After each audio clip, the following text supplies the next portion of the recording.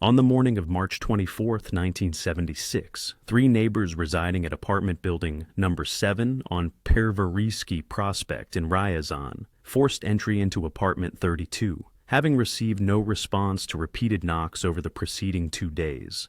The scene they encountered inside would forever remain etched in their memories. The apartment was fully furnished, with beds neatly made. Dishes were stacked in the drying rack by the sink, and a teacup rested on the kitchen table. Yet no individuals were present. There was no clothing in the wardrobes, no footwear by the door, no photographs adorning the walls, and no children's toys scattered on the floor. The Mironov family, comprising 4 individuals who had occupied that apartment for 14 years, had seemingly vanished, leaving behind an empty vessel of domesticity. This discovery instilled a palpable sense of unease throughout the building, a feeling that was swiftly and systematically quelled. However, in the initial hours before the arrival of the militia and the commencement of official explanations, the neighbors stood in the doorway of apartment 32, experiencing the chilling touch of the inexplicable. Tamara Grigori Belova, who had shared tea with Irina Mironova merely 3 days prior, traversed the vacant rooms, calling out their names, her voice escalating in desperation with each unanswered summons. The apartment offered only silence in return, a profound stillness characteristic of spaces recently vacated, as if the very air held the memory of its former occupants. The Mironov family had in all significant aspects been a quintessential Soviet household.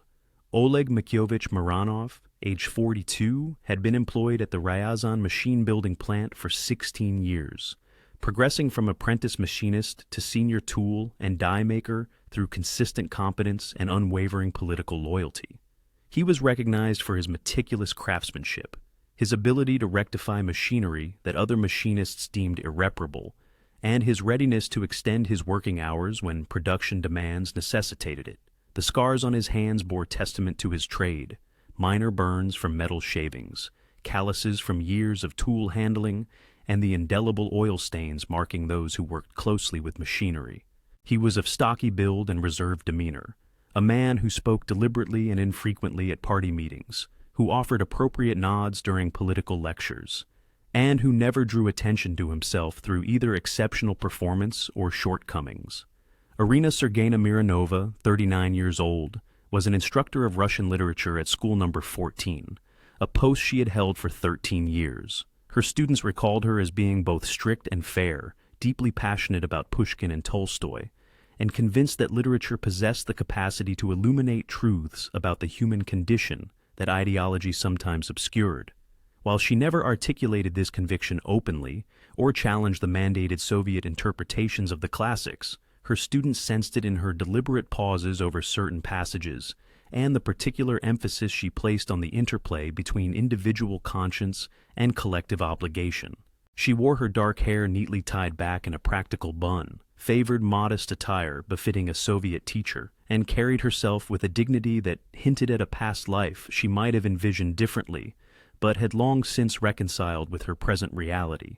Their children, Maxim and Anna, were typical Soviet youngsters, molded by the structured routines of young pioneer activities and academic pursuits.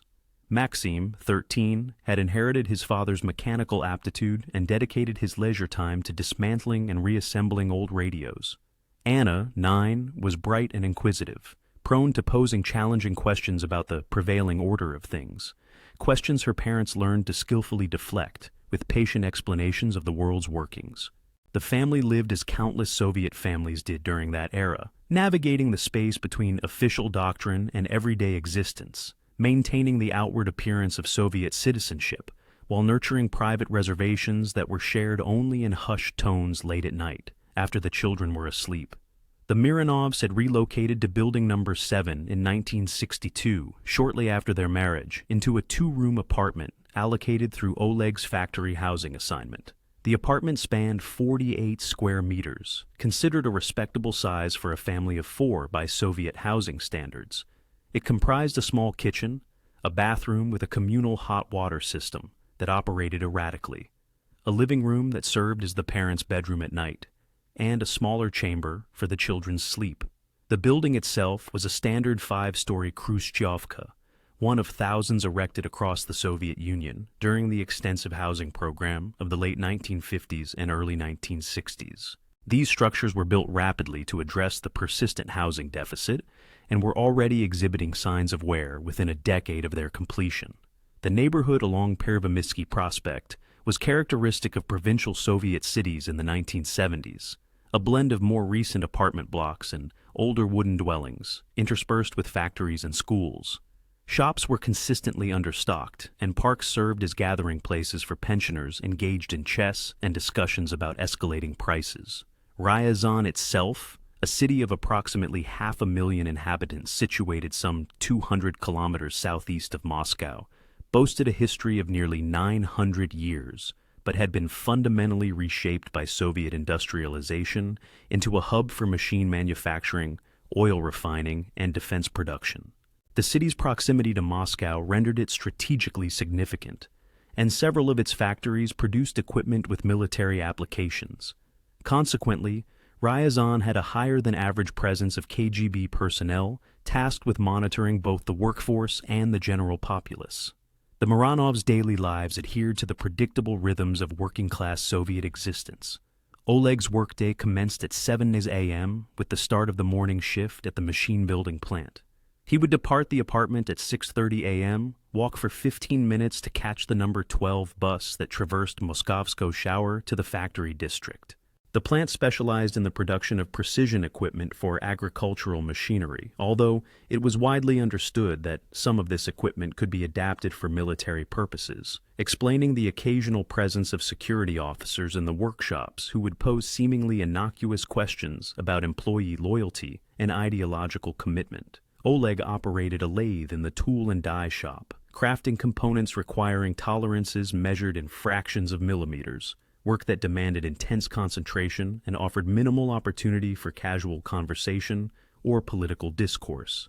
Irina's day began earlier, at 6 a.m., when she would prepare a modest breakfast of kasha and tea for the family before rousing the children. She would escort Anna to her school, located just 3 blocks away, before boarding a trolleybus to school number 14, where she taught 4 classes of Russian literature to students aged 14 to 17. Her classroom was situated on the 3rd floor of a pre-war building that had undergone repairs after the German bombing in 1941 but had never been fully renovated. It was a room with high ceilings, insufficient heating during the winter months, and windows that overlooked a courtyard frequented by students who smoked cigarettes during breaks, feigning ignorance when teachers passed by. She taught from approved textbooks that highlighted the progressive trajectory of Russian literary traditions and the ways in which even pre-revolutionary authors had unknowingly foreshadowed socialist realism. Interpretations she conveyed with professional adeptness while privately retaining her own understanding of the texts. The family's social engagements were largely circumscribed by mandatory participation in collective activities and fleeting private moments carved out from the demands of Soviet public life. They attended factory cultural evenings and school parent meetings, joined May Day parades and celebrations of the October Revolution, cast votes in elections where only a single candidate was presented, and maintained the outward presentation of enthusiastic Soviet citizenship essential for professional advancement and societal stability. However, their personal lives, those that truly mattered to them, unfolded within the confines of their apartment during the evenings and on Sunday afternoons. It was then that Oleg would instruct Maxim in the repair of household items, and Irina would read to Anna from books not found on any official curriculum. The family shared their meals at the small kitchen table, discussing everyday matters, Maxim's progress in mathematics, Anna's disputes with a school bully, the persistent scarcity of fresh produce at the local market, and their hopes for a 2-week vacation at a trade union resort on the Black Sea coast during the upcoming summer. These conversations were carefully measured and guarded, deliberately avoiding topics that could carry risks if overheard by neighbors in adjacent apartments, where the walls were thin and sound traveled easily. The Maranovs, like all Soviet citizens, had cultivated a practice of perpetual self-censorship, monitoring their thoughts and words for any perceived deviation that might be reported, thereby maintaining distinct realms of public discourse and private conviction.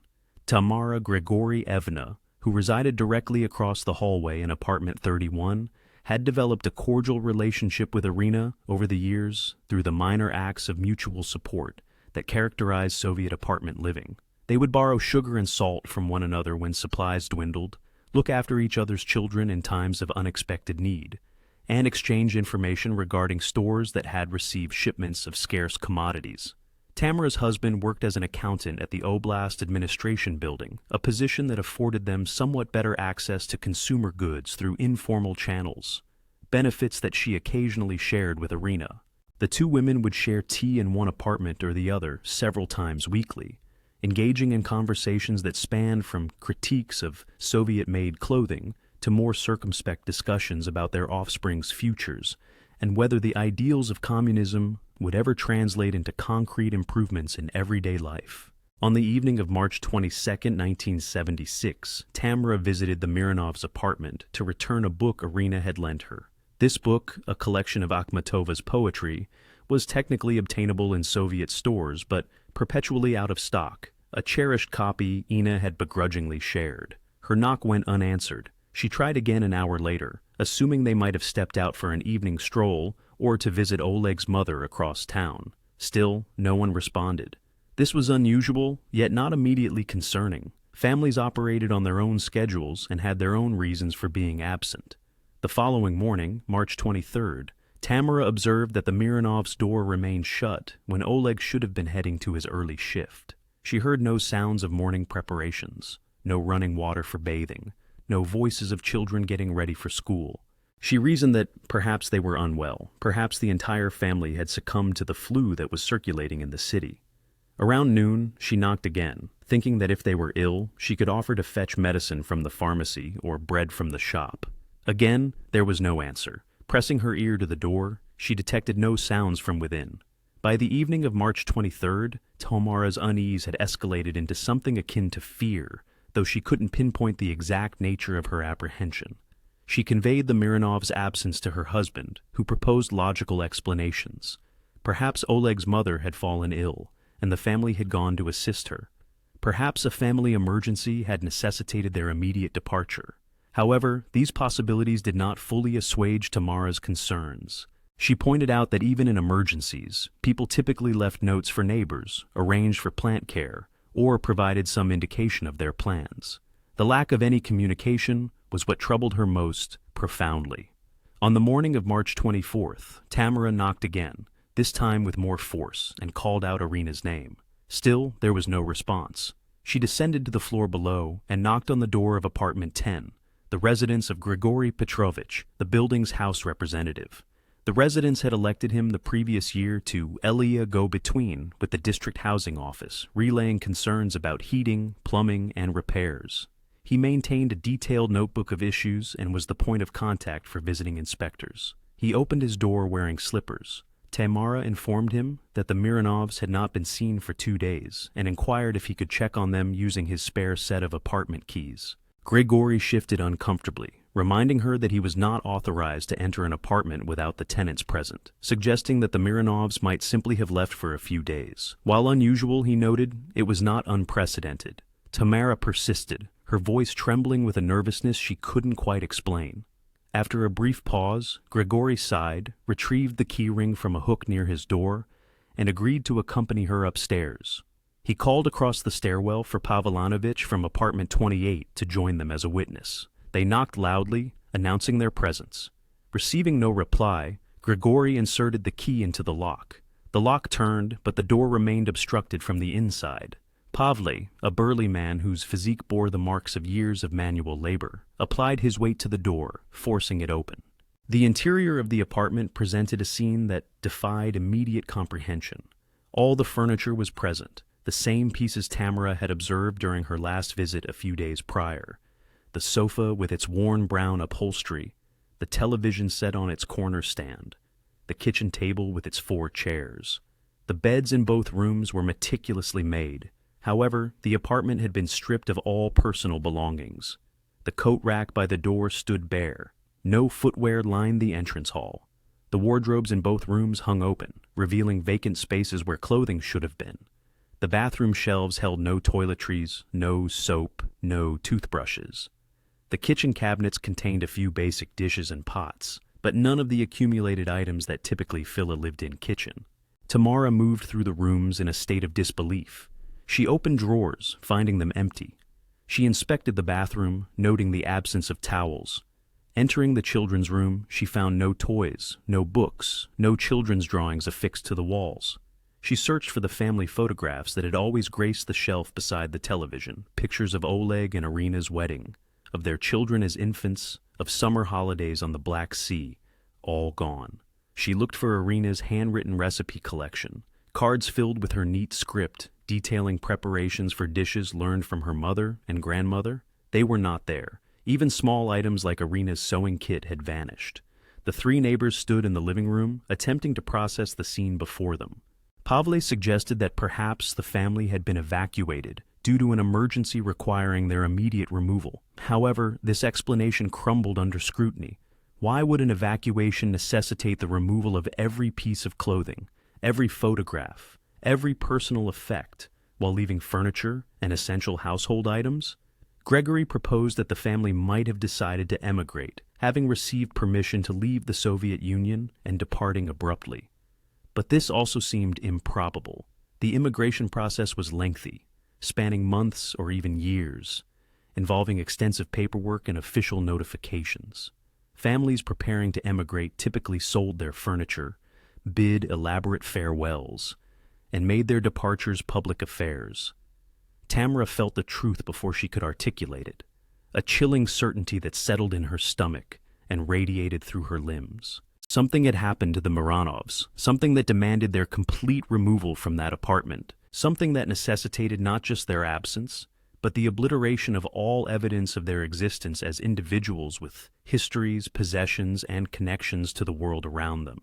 She recalled her conversations with Irina over tea, the careful way Irina would sometimes phrase her thoughts on political matters, the slight pause before agreeing with an official stance, the look in her eyes that suggested she held a different perspective than the one she voiced. Within 2 hours of the discovery, representatives from the local militia arrived at the building. 2 uniformed officers took brief statements from Tamara, Pavle, and Grigory before requesting they vacate the apartment. The officers spent approximately 20 minutes inside before sealing the door with official tape and departing, offering no explanation beyond stating that the matter was under investigation. By evening, 3 men in dark civilian attire had arrived. These were KGB operatives, though they did not identify themselves as such. They spoke quietly with Grigory in the courtyard, their tone and implication making it clear that further inquiry into the Miranovs' situation would be unwelcome. The following morning, a truck appeared, and the systematic removal of the remaining contents commenced. Workers emptied the apartment of its furniture, efficiently transferring everything to the truck. Other workers arrived with painting supplies and plaster to repair any marks on the walls. By evening, apartment 32 was an empty shell, ready to be allocated to a new family who would never know of the Miranovs' existence. The official explanations began to circulate within days, each tailored to specific audiences. At the machine-building plant, Oleg's supervisor convened a brief meeting of the tool and die shop, announcing that Comrade Mironov had been chosen for a classified project in the Urals, a sensitive assignment requiring immediate relocation and prohibiting contact with former colleagues. The announcement was delivered in a manner that discouraged questions, and none were posed. Oleg's workstation was cleared and reassigned to a new machinist within a week. At school number 14, the principal gathered Irina's fellow teachers, explaining that Comrade Mironova had accepted a prestigious teaching position at a specialized school in another city, an opportunity that had arisen unexpectedly and demanded prompt action. The principal expressed regret at losing such a capable educator, but highlighted that individual career advancement sometimes must supersede institutional continuity. Irina's replacement, a recent graduate of the Pedagogical Institute, began teaching her classes the following Monday. The children's classmates were informed by their teachers that Maxim and Anna had relocated to be closer to extended family members requiring care. This was a common enough occurrence, generating little discussion beyond a few days of student speculation before the routines of school life resumed and the missing children faded from memory. However, among those who had known the Miranovs well, the official explanations rang hollow. Tamara could not reconcile the story of a planned transfer with the eerie emptiness of the apartment, the selective removal of personal items, and the complete absence of any farewell or forwarding information. She attempted to seek further clarification, initially from Grigory, who informed her coldly that the matter had been resolved through the proper administrative channels and required no further discussion. The woman attempted to contact Oleg's factory's personnel department, only to be informed that all details concerning Comrade Miranov's transfer were confidential and could not be revealed. When she inquired with the school administration for Irina's new address, she received a written response stating that privacy regulations prevented the release of such information. 2 weeks after the disappearance, Tamara received an unexpected visit from a KGB officer. This man, in his 30s and clad in a crisp gray suit, appeared at her doorstep one evening while her husband was working late. He identified himself solely as a representative of state security and requested permission to enter to discuss a routine matter. Once seated in her living room, he began questioning her about her friendship with Irina Mironova. He probed the content of their discussions, inquiring whether Irina had ever voiced discontent with Soviet life, or made remarks that could suggest ideological unreliability. Although the questions were posed in a gentle, almost casual manner, Tamara recognized the underlying purpose. She understood she was being tested, her loyalty assessed, and her knowledge of the Miranovs evaluated for any potential threat to the operation that had led to their removal.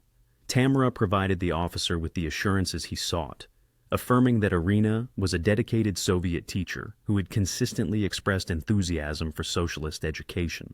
She stated that their conversations had been confined to domestic issues and raising children, and that she had observed nothing out of the ordinary with the family prior to their departure. The officer meticulously jotted down notes in a small leather-bound book, thanked her for her cooperation, and departed. As he left, he offered a comment that served as both a caution and an advisory. He stressed the importance of respecting the privacy of individuals serving in sensitive state positions, and advised that excessive curiosity regarding administrative affairs could inadvertently be perceived as an obstruction of state security. Tamara assured him of her complete understanding. After his departure, she remained in her kitchen, trembling, realizing that she had just played a part in the ultimate erasure of her friend. By denying any significant knowledge of Irina, she had contributed to the confirmation that the Miranovs could be safely disregarded. What Tamara and the other neighbors remained unaware of, and what would only come to light decades later through piecemeal document releases following the dissolution of the Soviet Union, was the sequence of events that culminated in the Miranovs' disappearance. The genesis of this, as with so many Soviet tragedies, was insignificant. A simple observation, which in any normal society would have passed unnoticed, but which, within the paranoid climate of 1970s Soviet life, became the seed of a catastrophe. 6 months prior, in September 1975, Oleg had attended a compulsory party meeting at his factory. During this gathering, workers deliberated on strategies to meet production targets set forth in the 5-year plan. These meetings typically followed a predictable pattern. The shop foreman would present current production figures, highlight discrepancies between performance and required goals, and then solicit suggestions for improvement from the workers. The suggestions generally consisted of platitudinous affirmations of the necessity for increased effort and socialist competition.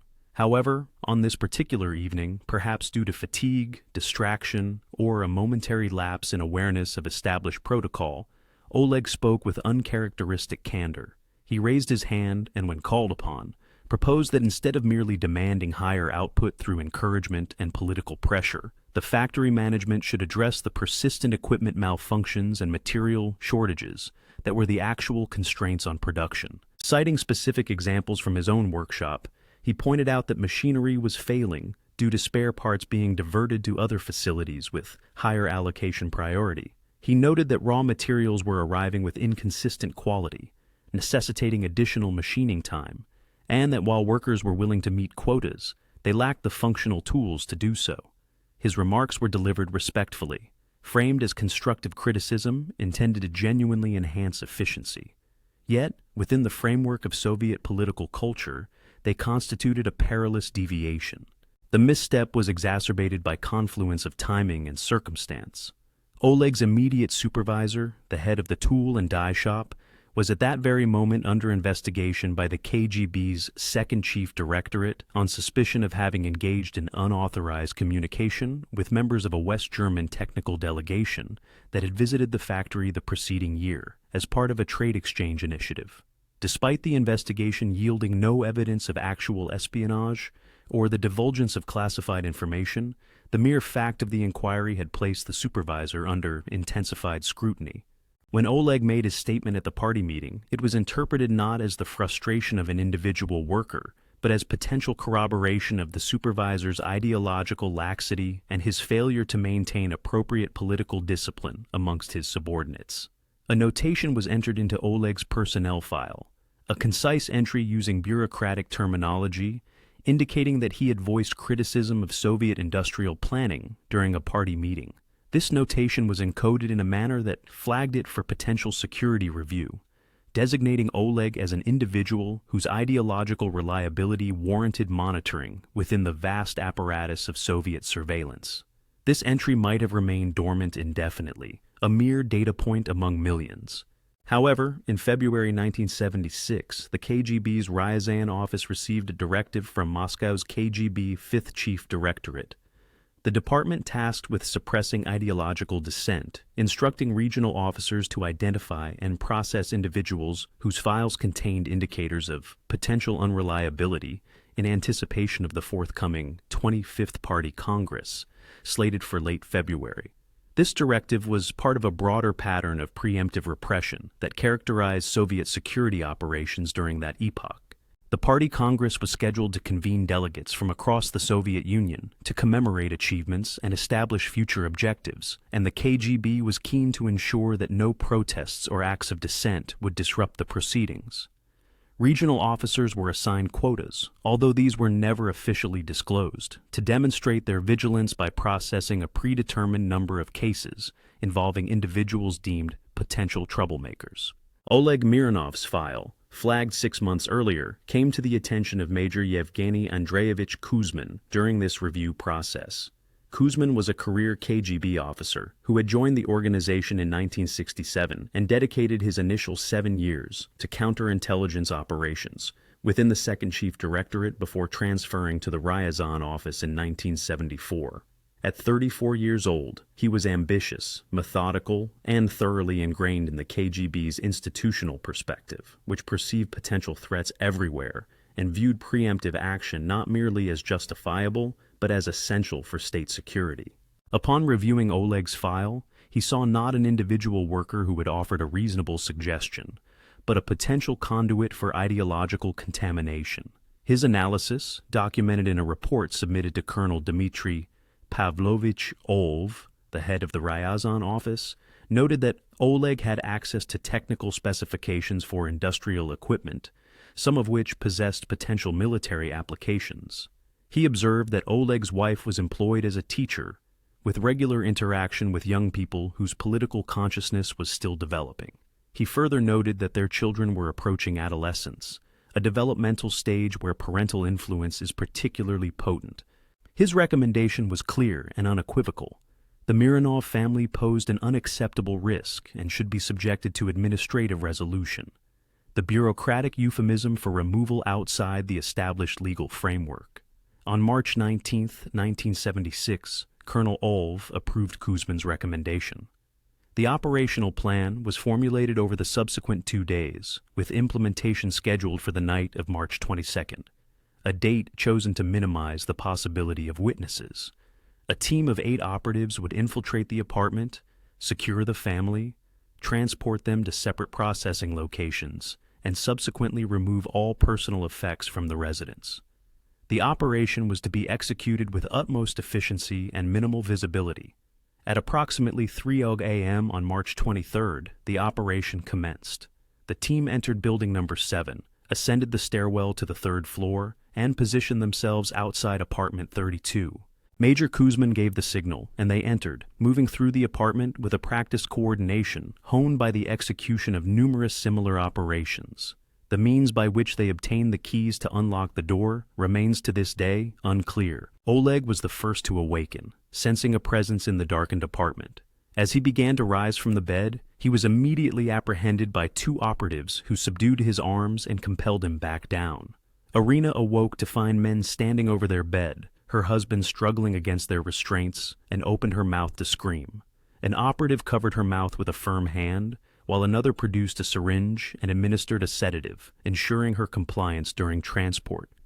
In the children's room, Maxime and Anna were secured before fully regaining consciousness. Though confused and terrified, they were unable to resist. The family was hastily dressed in outdoor attire retrieved from their wardrobes, a meticulously planned detail intended to support the fabricated narrative of voluntary departure. They were escorted down the stairwell and placed into separate vehicles. Oleg, handcuffed, was in one vehicle. Irina, still drowsy from the sedative, was in another. The children were in a third vehicle, accompanied by a female operative who spoke to them in soothing tones, reassuring them that everything would be fine, that they were embarking on a special journey, that their parents were safe, and that they would soon be reunited. The vehicles departed independently, utilizing separate routes to diverse destinations. Oleg was transported to the KGB detention facility, situated in the basement of the Oblast Administration Building on Soviet Street. This facility, while existing in official documentation, was unknown to the building's regular occupants and visitors. Its construction was integrated into the building's original design in 1958, included as a standard feature in architectural plans, a mandatory requirement for all regional administration centers for security purposes. Oleg underwent intake procedures. He was photographed and fingerprinted, subjected to a brief medical examination, and then placed in cell number 5. This cell was a small concrete room furnished with a steel cot, a bucket, and a single dim bulb that remained illuminated continuously. No formal charges were filed, and no interrogation was conducted. He was held in administrative limbo while preparations were made for the subsequent stages of processing.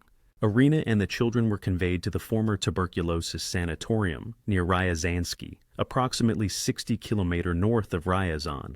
The KGB had repurposed this facility in 1968 as a transit point for individuals undergoing administrative processing, people whose cases necessitated handling outside of conventional legal channels. Irina, still under the influence of the sedative, was placed in a locked room to recover from the medication. The children were taken to what was once the pediatric ward, now converted into holding rooms for families in processing. A woman identifying herself as Nurse Lana informed them that their parents were being treated for an illness but would be well, and that they needed to exhibit patience and cooperation, as good behavior would expedite their reunification. Over the ensuing 2 weeks, each family member was subjected to a systematic processing regimen that documented their existence while simultaneously preparing for their removal from official records. They underwent medical examinations, psychological evaluations, and were extensively photographed. These evaluations were carried out by KGB personnel trained to provide the necessary documentation to justify administrative detention. Oleg was assessed as exhibiting signs of ideological instability and poor social adaptation. Irina was determined to have been exposed to her husband's viewpoints and was therefore considered a potential transmission vector for ideological contamination. The children were classified as being at high risk of developing antisocial attitudes if left within standard educational environments. On April 7, 1976, the processing concluded, and the final disposition decisions were rendered.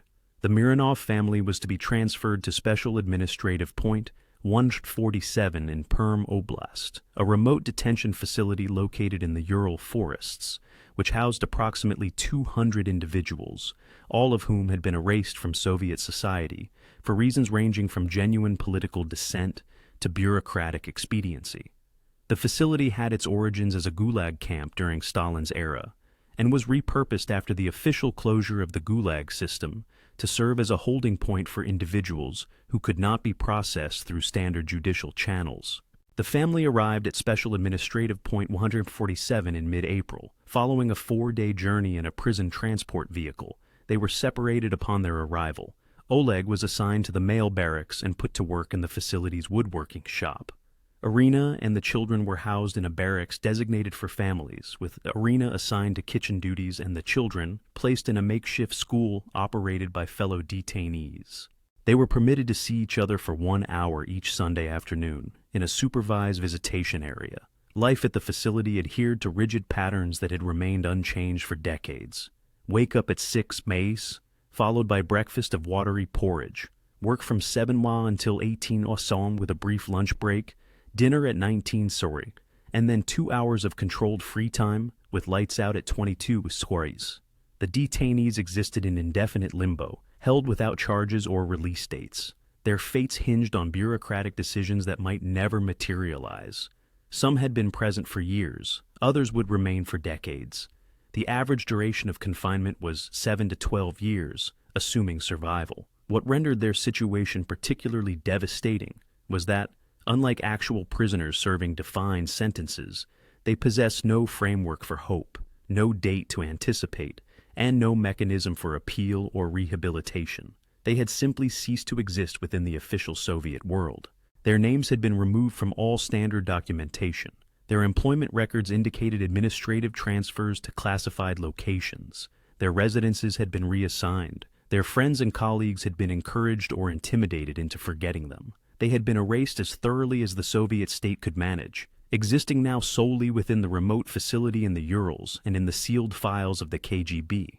Back in Ryazan, the apartment was reassigned in early April to a young couple, both engineers at the oil refinery, who moved in with no knowledge of the previous occupants. The housing committee representative remained silent. The new residents painted the walls and installed their furniture, commencing their lives in a space where 4 other lives had been violently interrupted. Within months, the Miranovs were largely forgotten by the community where they had lived for 14 years, erased from memory as efficiently as they had been from official records.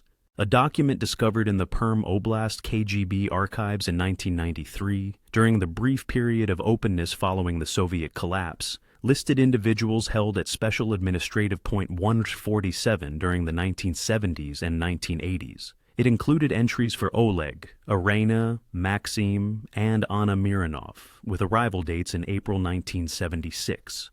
Next to Oleg's name was a notation indicating his death on March 3, 1983, attributed to myocardial infarction, heart failure, nearly 7 years after his arrival. He was 49 years old. Irina's entry showed no death date, suggesting possible survival until the facility's closure in 1989. The children's entries similarly showed no death dates. Whether they survived and what became of them if they did remains unknown. The story of the Mironov family represents one thread in a vast tapestry of Soviet repression that remained largely concealed during the Cold War and has been deliberately obscured since. The mechanisms that facilitated their erasure, the bureaucratic procedures, the institutional complicity, the social silence, were replicated in countless cases across the Soviet Union throughout the decades of communist rule. Estimates based on partial document releases and testimony from former KGB officers suggest that thousands of families met similar fates during the Brezhnev era. Some were removed for more substantial reasons, having engaged in actual dissident activity, but many others were swept up for minor infractions, or simply because they drew the attention of security organs at moments when examples needed to be made. Oleg's transgression was speaking honestly about industrial inefficiency. For this, he died in a remote camp at the age of 49. His wife lost 13 years of her life, assuming she survived that long. His children's adolescence was stolen, their education was interrupted, their futures were destroyed. They vanished into the administrative void that the Soviet state had perfected, leaving behind only fragments of memory and sealed documents that tell a story the Russian government still prefers to keep concealed.